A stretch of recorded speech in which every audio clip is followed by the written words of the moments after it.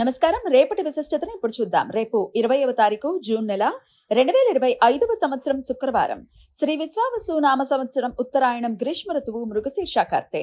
రేపు జ్యేష్ఠమాస బహుళపక్ష నవమి తిథి ఉదయం 9:49 వరకు, తదుపరి దశమి తిథి. రేవతి నక్షత్రం రాత్రి 9:45 వరకు, తదుపరి అశ్విని నక్షత్రం. శోభన యోగం రాత్రి 11:47 వరకు, తదుపరి అతిగండ యోగం.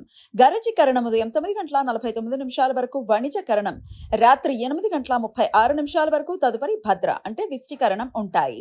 సూర్యుడు మిథున రాశి మృగశీర్ష నక్షత్రం 4వ పాదంలో సంచరిస్తున్నాడు.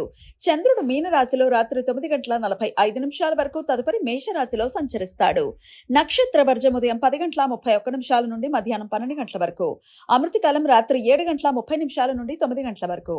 హైదరాబాద్ ప్రాంతం వారికి రేపు సూర్యోదయం ఉదయం 5:43 సూర్యాస్తమయం సాయంత్రం 6:53.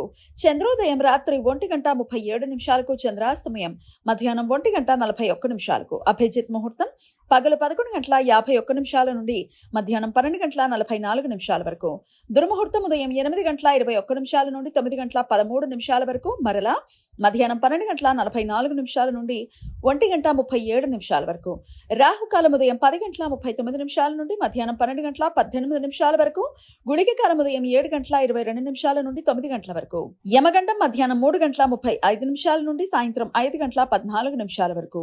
కొన్ని సాంప్రదాయాల ప్రకారం రేపు త్రిలోచన నవమి. వివాహిత జంటలు తమ సుఖ వైవాహిక జీవితం కోసం రేపు ఉపవాసం ఉండి శివపార్వతుల పూజ చేస్తారు. శుక్రవారం రేవతి నక్షత్ర కలయిక ఉండటం చేత సర్వార్థ సిద్ధి యోగం రేపు పూర్తిగా, అమృత సిద్ధి యోగం రేపు సూర్యోదయం నుండి రాత్రి 9:45 వరకు ఉంటుంది. ఈ యోగాల సమయంలో ముఖ్యమైన పనులు ప్రారంభించడానికి అనుకూలం. కానీ మధు సర్పిస యోగం కూడా రేపు ఉదయం 9:49 నుండి రాత్రి 9:45 మధ్య కాలంలో ఏర్పడింది. అది దశమి తిథి శుక్రవారం రేవతి నక్షత్ర కలయిక చేత ఈ మధు సర్పిస యోగం ఏర్పడుతుంది. మధు సర్పిస అంటే విషం కలిపిన తేనె అని అర్థం.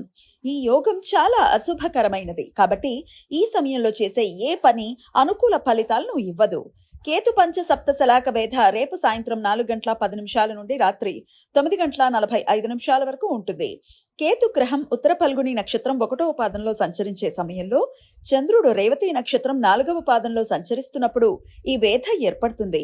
ఈ సమయంలో శుభకార్యాలు చేయడానికి అనుకూలం కాదు. ఏకారకుల దోషం రేపు రాత్రి 11:47 నుండి ఎల్లుండి సాయంత్రం 7:50 వరకు ఉంటుంది. అతిగండ యోగం జరుగుతున్న సమయంలో రవిగ్రహం మృగశీర్ష నక్షత్రంలోనూ చంద్రగ్రహం అశ్విని నక్షత్రంలోనూ సంచరిస్తున్నప్పుడు ఈ దోషం ఏర్పడుతుంది. ఈ దోష సమయంలో శుభకార్యాలు చేయడానికి అనుకూలం కాదు. ఈ సమాచారాన్ని మనకు అందించిన వారు మేడికొండూరు విశ్వనాథ్ ప్రసాద్ గారు. ఆయనకు కృతజ్ఞతలు తెలియజేస్తూ శివనామ స్మరణతో సమస్త సన్మంగళాని భవంతు. నమస్కారం.